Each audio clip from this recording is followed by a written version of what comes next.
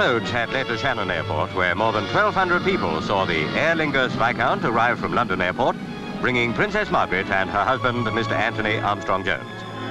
Her Royal Highness was making her first trip to Ireland. The Princess and her husband were beginning a 10-day visit to Birr Castle, home of the Countess of Ross, Mr. Armstrong-Jones's mother.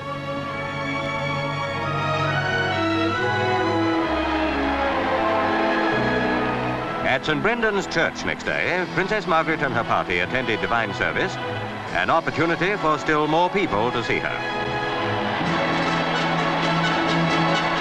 It was an unofficial visit, and it was obvious that the Irish hereabouts have taken to their hearts the royal visitors to Birr Castle.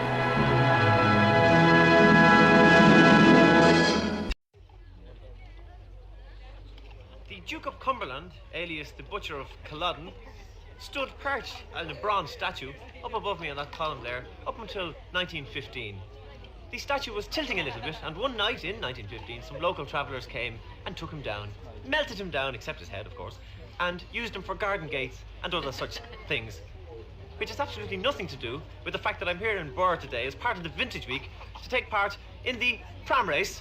And I'm in one of the supercharged prams. We have split-screen timing on it. We've got intercom here between my Suitor and my Rattler. We also have one of the more modern propulsion units at the back here, Mary Fitzgerald. And we're only seconds from the start. The tension is in prams instead of being intense. And there's a lot of noise around here, but we're getting ready for the start. So any moment now, we should be off.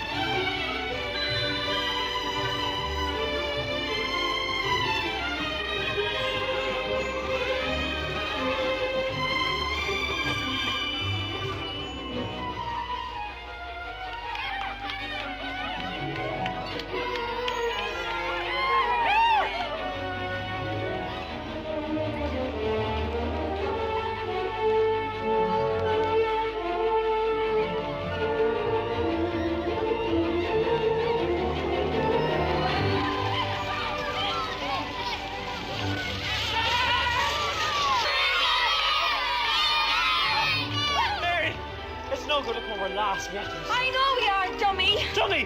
Of course! The magic Suitor! Oh, here you are!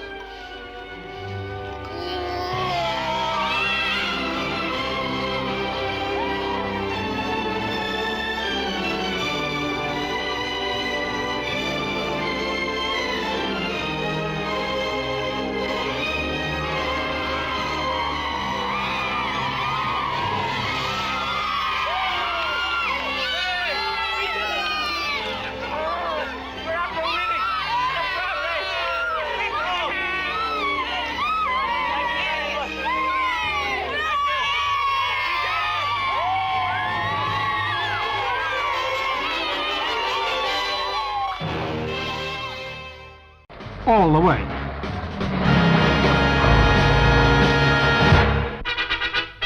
Ross Castle, seat of the Earl of Ross, one of whose ancestors was a famous astronomer.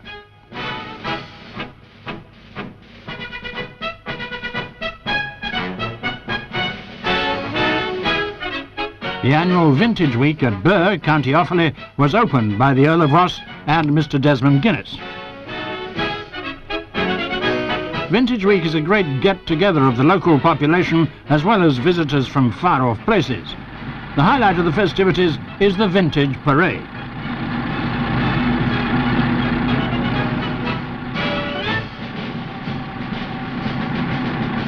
On Austin 7, 1928.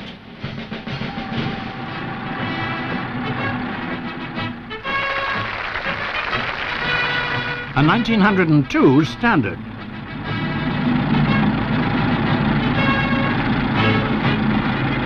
A 1914 Rolls-Royce.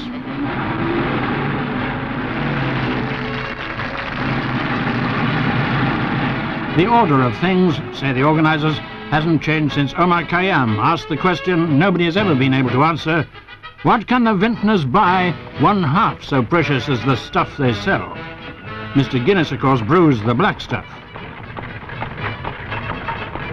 This was the 5th anniversary of Birr Vintage Week.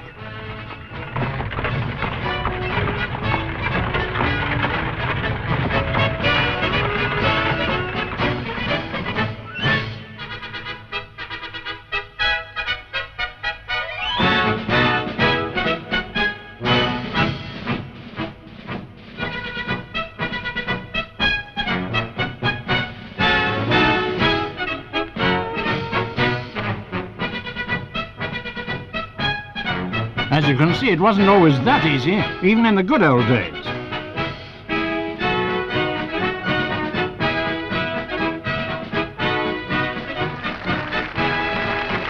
But for a week at least, the slower pace adds to the fun.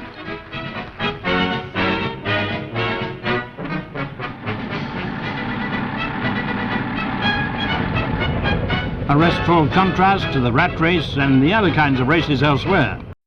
Well, every year the Royal Astronomical Society has what it calls its out-of-town meeting, and this is held in various centres over the British Isles, away from London. And this year it happened to be the turn of Dublin, because the RAS has not met in Dublin now for a number of years.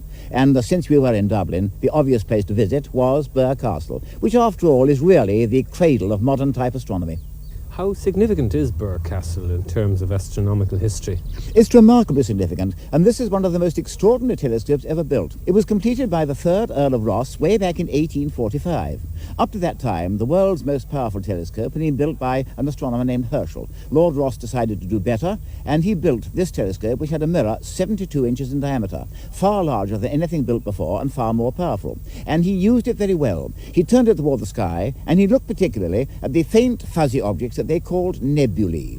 And he discovered that some of these were in fact great spirals, and we now know that these were external systems so far away that their light takes millions of years to reach us. And for a long time this was the only telescope in the world which was capable of showing these spiral forms. And if you were to compare it to somewhere today, where would that be? It would still rank in the first few, but we can't claim that this telescope was the equivalent of a modern one, because it wasn't. And in particular, Lord Ross was a very wise man. He accepted limitations. Don't forget, we're going back now to 1845, and in those days engineering was still fairly rudimentary. And if Lord Ross had tried to make a telescope which could swing all over the sky, he would have failed. So he accepted limitations. And as you can see, there are 2 large stone walls here, and the telescope is slung between them, so it can only see one strip of the sky more or less in the south, and that's the only part of the sky it can examine, so you have to wait until the Earth's rotation brings your object into view. That was a very severe limitation, and if Lord Ross had not accepted that, he would have failed. As he did accept it, he succeeded. To mark the Royal Astronomical Society's visit to Ireland, Armagh Planetarium sent a special team to Birr, and they're not just selling books. They've also brought a portable planetarium where, for the next 3 weeks, school children round Offaly can take a simulated Star Trek. But has the amateur a place in astronomy today? Yes, we have some lay people, and they're very interested and interesting, and occasionally we have papers from them, and it's surprising how even now the amateurs, lay people if you like, can still contribute to the subject.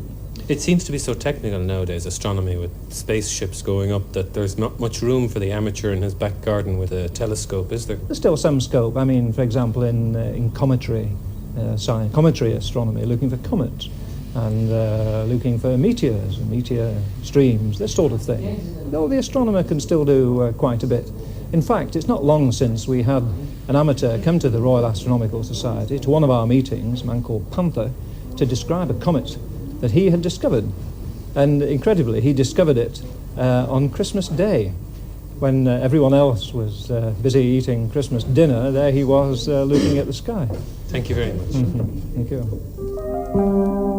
Not all the instruments used at Birr over the years have been salvaged, but there's a small selection of the most interesting bits and pieces invented or used here by the Earls of Ross in the 19th century. Well, this was used by the 4th Earl of Ross, the second of the great astronomers, and his main contribution to science was in measuring the tiny quantity of heat sent to us from the moon. And he used this device to do it, which he invented himself. And by 1890, he had the answer right. It was a long time before anyone confirmed it and showed that his results had been absolutely accurate. Do you mean there's a certain heat that comes, as it does from the sun? It does indeed, a very tiny amount of heat from the moon, which of course is reflected solar heat, and that was collected by the fourth Earl with this device, measured, and as I say, he got the answer correct. How do they use this instrument to measure the moon's heat? There's only a tiny quantity of heat coming from the moon, so what you do is to collect it by means of that curved mirror, focus it here, and then record it by a special recording device. And the third Earl did that, and he got the results correct. And in view of the tiny amount of heat coming from the moon, that really was a pretty staggering achievement way back in 1890.